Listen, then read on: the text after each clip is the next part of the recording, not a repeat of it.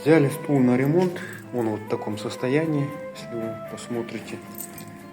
Здесь уже кто-то самостоятельно чинил, какую-то планочку поставил. Вот эту вот отколотую деталь сами клеили. Но все равно этот стул пришел к нам в цех. Поэтому большая просьба, если не можете ремонтировать стулья, лучше обратитесь к профессионалу. Мы сделаем все грамотно, четко и надежно.